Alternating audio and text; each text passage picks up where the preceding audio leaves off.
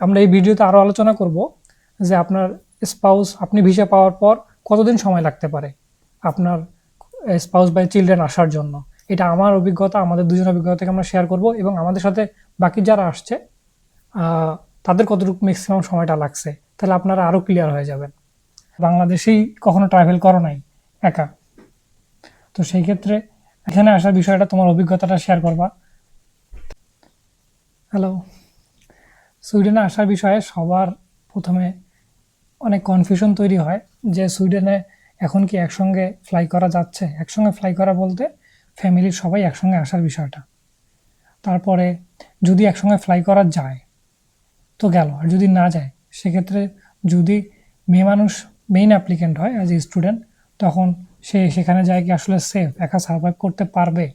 2025 সালে আমরা যারা আসছি তাদের ক্ষেত্রে সুইডিশ অ্যাম্বাসি এই ডিসিশনটা নিয়েছিল যে মেইন অ্যাপ্লিকেন্ট মানে স্টুডেন্ট যে তার ফাইলটা আগে প্রসেস হচ্ছে বা ভিসা ক্লিয়ার হওয়ার পরে তারপরে কো অ্যাপ্লিকেন্ট মানে স্পাউস চিলড্রেন তারা যাচ্ছে।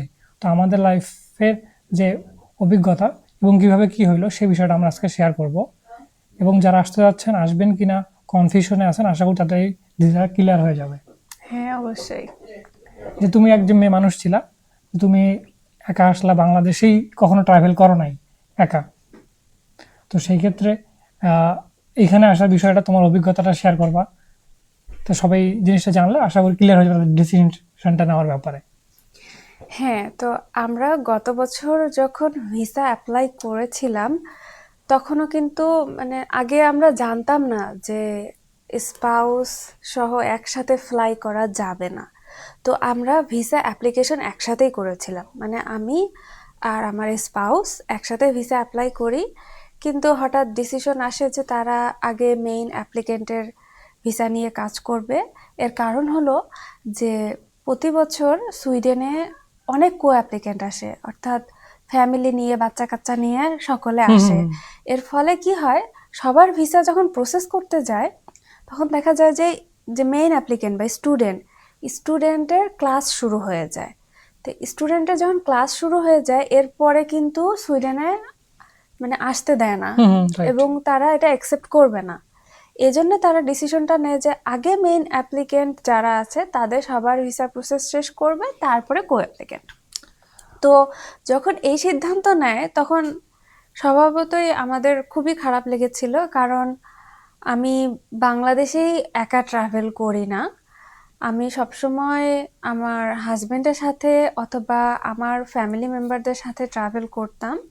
এমনকি আমি ঢাকা থেকে যে আমার বাসা সেখানেই ট্রেনে কখনো একা ট্রাভেল করিনি, কারণ স্বভাবতই আমরা জানি যে মেয়ে মানুষ একটা রিস্কের ব্যাপার, সেফ না আমাদের দেশে। হ্যাঁ, সেফটির একটা বড় হ্যাঁ, সেটা আমাদের দেশের বাড়ি থেকে যাওয়া আসা করার সময় আমি অফিসে যেহেতু চাকরি করতাম, ছুটি মিলায় সেই দিনগুলা মিলায় তোমাকে নিয়ে যাওয়া আসা করতাম, বা আমি যাইতে না পারলে আমার মা যাইতো, নিয়ে যাওয়া আসা করতো। তো অ্যাজ যে আমাদের দেশের পরিস্থিতি অনুযায়ী এটা আসলেই খুবই টাফ, একা একটা মেয়ে মানুষ ট্রাভেল করা কখনোই সেফ না। সেক্ষেত্রে বাইরের দেশটা কেমন হবে এই বিষয়ে আজকে আমরা আসলে শেয়ার করতে চাচ্ছি, যে এটা আসলে আপনাদের জন্য ঠিক হবে কিনা। এটা আমাদের অভিজ্ঞতা থেকে শেয়ার করতে, আপনার ডিসিশন আপনারটা আপনি নেবেন। হ্যাঁ, তো তারপরে আমরা তখন খুব চিন্তায় পড়ে যাই যে আমরা আসলে কি করব। আর যেহেতু আমি ফুল ফান্ডের স্কলারশিপও পেলাম, আমাদের এতদিনের স্বপ্ন। এরপরে আমরা করলাম কি, যে সুইডেনে আমাদের যে আত্মীয় ছিল তাদের সাথে আমরা কথা বলি যে আসাটা কি ঠিক হবে নাকি আসবো না। তখন তারা আমাদেরকে জানায় যে সুইডেনে এখানে সেফটি নিয়ে কোনো সমস্যা নেই, অনেক সেফে থাকবা, কোনো অসুবিধা নেই, রিল্যাক্সে চলে আসো। তারপর আমাদের মনে অনেক সংশয় ছিল। তো পরবর্তীতে আমরা ভাবি যে না, যেহেতু একটা রিস্ক নিয়েছি, রিস্ক নিয়েই ফেলাই। সেটাই, কারণ এতদিনে আমাদের পরিশ্রম সাধনা সব তো মাটি দিতে দেওয়া যাবে না। আর অন্যান্য দেশে তো এরকম স্পাউস নিয়েও আসা যাচ্ছে না, ধীরে ধীরে সবই বন্ধ করে দিচ্ছে। হ্যাঁ, আমরা যখন অ্যাপ্লাই করি 2025 সালে 3টা দেশে মোটামুটি স্মুথ ছিল, স্পাউস বা হাজব্যান্ড একসাথে যাওয়া যায়। তার মধ্যে সুইডেন অন্যতম, আর ডেনমার্ক, আর হচ্ছে ফিনল্যান্ড। তো ফিনল্যান্ড এই বছরই করে দিছে অলমোস্ট, মানে এটা অনেক আরেকটা লেন্দি প্রসেস, আমরা অন্য কোনো ভিডিওতে বলবো যে মেইন অ্যাপ্লিকেন্ট বা স্টুডেন্ট যাওয়ার পর অলমোস্ট 2 বছরের মতো লাগতে পারে ফিনল্যান্ডে স্পাউস যাওয়ার বিষয়টা। আর সুইডেনে আমরা এই ভিডিওতে আরও আলোচনা করব যে আপনার স্পাউস, আপনি ভিসা পাওয়ার পর কতদিন সময় লাগতে পারে আপনার স্পাউস বা চিলড্রেন আসার জন্য। এটা আমার অভিজ্ঞতা, আমাদের দুজনের অভিজ্ঞতা থেকে আমরা শেয়ার করব, এবং আমাদের সাথে বাকি যারা আসছে তাদের কতটুকু ম্যাক্সিমাম সময়টা লাগছে, তাহলে আপনারা আরও ক্লিয়ার হয়ে যাবেন। হ্যাঁ, তো তারপরে কি হয় যে আমি কিন্তু কখনো ইন্টারন্যাশনাল ফ্লাইটে ট্রাভেল করিনি। এটা আমার ফার্স্ট টাইম ছিল। মানে আপনারা চিন্তা করতে পারেন, আমি যে মানুষটা একা একাই বাংলাদেশে ট্রাভেল করি নাই, সে সুইডেনে একাই চলে আসছে। তো এক্ষেত্রে আমি কি করেছিলাম, আমার ইউনিভার্সিটিতে যারা অফার লেটার পেয়েছিল তাদের সাথে আমি যোগাযোগ করি যে কারা কারা আসবে, এবং আমি আরেকটা আপুর সাথে, এছাড়াও আরো অনেকেই ছিল আমাদের প্লেনে, আমরা একসাথে এসেছিলাম, একসাথেই আমরা ইউনিভার্সিটিতে পর্যন্ত এসেছি। তো আমার ইউনিভার্সিটি, লিনিয়াস ইউনিভার্সিটির একটা ভালো দিক হলো যে ওদের অ্যারাইভাল ডে থাকে। সেই অ্যারাইভাল ডেতে আপনি যদি সিটিতে আসেন ট্রেনে করে, ওরা ট্রেন স্টেশন থেকে আপনাকে গাড়িতে করে ইউনিভার্সিটি ক্যাম্পাসে নিয়ে আসবে, এবং কি আপনার যে অ্যাপার্টমেন্ট আছে সেখানে পৌঁছে দিবে। এবং আমার ক্ষেত্রেও এটাই হয়েছিল। আমি যখন ট্রেনে করে আসি স্টেশনে, সেখানে দেখি যে অলরেডি আমার ইউনিভার্সিটির অনেক ছেলে মেয়েরা ছিল, তারা নিজেরা প্ল্যাকার্ড ধরেছিল যে তোমরা কেউ লিনিয়াস ইউনিভার্সিটির স্টুডেন্ট কিনা। যখন আমরা বললাম যে হ্যাঁ, তখন আমাদেরকে বলল যে কোথায় বাসা ভাড়া নিয়েছো। আমরা তো জানিও না যে আমরা কোন অ্যাপার্টমেন্টে বাসা ভাড়া নিছি। অনলাইনে যেহেতু নেওয়া সবকিছু, হ্যাঁ, সবকিছু অনলাইনে করা। তখন তারাই আমাকে আমার বাসা পর্যন্ত দিয়ে আসে, প্রথমে ইউনিভার্সিটিতে নিয়ে আসে যেগুলো ফর্মালিটিস আছে সেগুলো পূরণ করায়, তারপরে আইডি কার্ড দেয়, তারপরে বাসায় নিয়ে যায়। বাসায় নিয়ে ওরা চেকও করে দেখছে যে সবকিছু ঠিকঠাক মতো আছে কিনা। এরপরে আমি আরো কিছু সমস্যার সম্মুখীন হয়েছিলাম, যেমন আমি জানতাম না কিভাবে সিম কার্ড অ্যাক্টিভ করতে হয়, বা এখানে কাছাকাছি গ্রোসারি স্টোর কোথায়। তো ওরা সব রকম সহায়তা করে, জাস্ট ইউনিভার্সিটিতে আসলেই হবে। ওদেরকে আমি জানিয়েছি, মানে ওরাই আমাকে সব কিছু দেখিয়ে দিয়েছে যে এখানে গেলে এই খাবার পাবে, ওখানে গেলে ওই খাবার পাবে, বা কিভাবে কোথায় যেতে হবে, সব কিছু ওরা আমাকে দেখিয়ে দেয়। আর যেটা নিরাপত্তার বিষয়, এখানে আমি বলবো খুবই নিরাপদ। আমি মানে চিন্তা করতে পারবেন না, আমি মানুষটা একা একা থাকছি, আমার কোনো সেফটি ইস্যু হয়নি, কোনো রকম ভয়ও লাগেনি। কারণ সুইডেন খুবই নিরাপত্তা সম্পন্ন একটি দেশ। এখানে আপনি যদি সামান্য রেসিজমেরও শিকার হন, আপনি জাস্ট ওদের দেওয়া একটা হেল্পলাইন আছে, বাংলাদেশের মতো না কিন্তু, ওদের হেল্পলাইনে কল দিলে ওরা দ্রুত সময়ে আপনার কাছে চলে আসবে। পুলিশ বা নার্স, আপনার যদি মেডিকেলের কোনো সমস্যা হয়, অসুস্থ হন, তাহলে ওরা চলে আসবে। আর আপনাদের, বিশেষ করে নারীদের নিরাপত্তার জন্য সুইডেন খুবই ভালো, নারী অধিকার নিয়ে কাজ করে। রাস্তাঘাটে আমি যখন হেঁটে যাই, কোনো ছেলে মানুষ আমার দিকে তাকানোর সাহসটা পর্যন্ত পায় না, ওরা মাথা নিচু করে হেঁটে চলে যায়। এদের কালচারটা আসলে এরকম, অনেক রেসপেক্ট করে সবাই সবাইকে। এবং আমাদের দেশের মুষ্টিমেয় কিছু মানুষের জন্য আমাদের আসলে পরিবেশটা এখন আগের মতো ভালো নাই। আমরা যতটা ছোটবেলায় দেখছি যে একটা পরিবেশ ছিল, নিরাপদ ছিল, একজন মেয়ে মানুষ স্কুল কলেজে বাইরে যাওয়া, ছোট বাচ্চাদের বিষয়ে আমরা এখন দেখি যেগুলো আসলে অনেক ডিপলি বিষয়, যে একটা ছোট বাচ্চা বা স্কুলে যায় নিরাপদ না, অনেক তার বাবার বয়সী, তার চাচার বয়সী, ভাইয়ের বয়সী মানুষের কাছে নিরাপদ না। এটা খুবই দুঃখজনক ব্যাপার।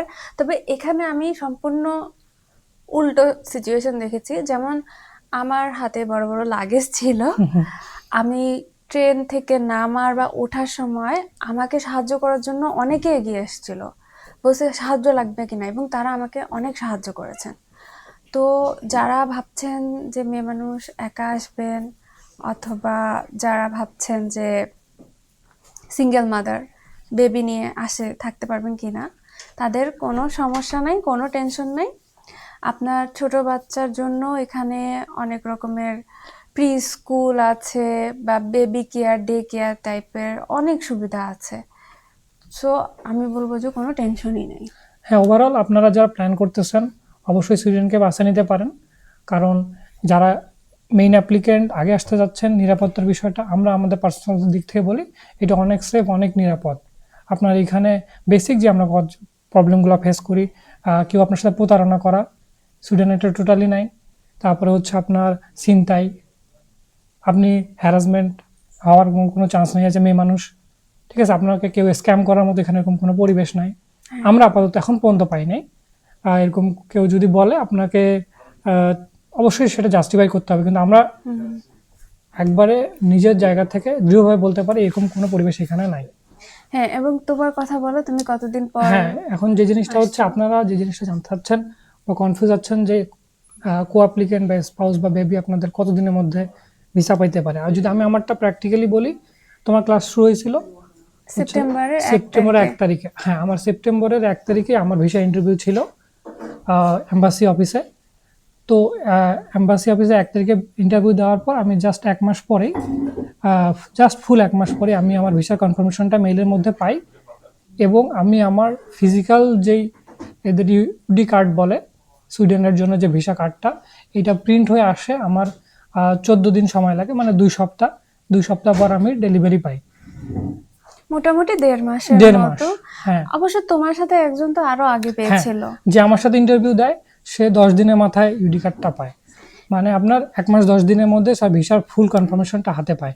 মেইলে ভিসা পাওয়াটা একটা আলাদা বিষয়, আপনি ফিজিক্যাল কার্ডটা না পাওয়া পর্যন্ত আপনি তো ট্রাভেল করতে পারতেছেন না।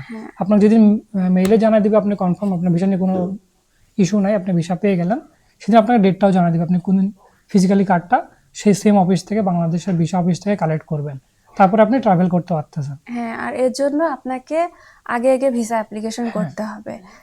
এখানে হচ্ছে কি সুইডেনের বিষয়টা, আপনি যত আগে অ্যাপ্লাই করবেন, সে আপনি নিজের টিউশন ফি টাকা দিয়ে পড়তে আসেন আর আপনি স্কলারশিপ পান, যে স্কলারশিপে আগে প্রায়োরিটি দিয়ে বিষয়টা এরকম না, যে আগে ভিসার জন্য অ্যাপ্লাই করতেছে সে আগে হচ্ছে এটা কিউ বলে, কিউ এর সিরিয়ালে থাকবে, তাকেই আগে সব কিছুর জন্য প্রায়োরিটি দিবে, সেইভাবেই আপনার ভিসার কলটাও আসবে, এই জন্য আপনাকে ভিসা অ্যাপ্লাইটা আগে করতে হচ্ছে।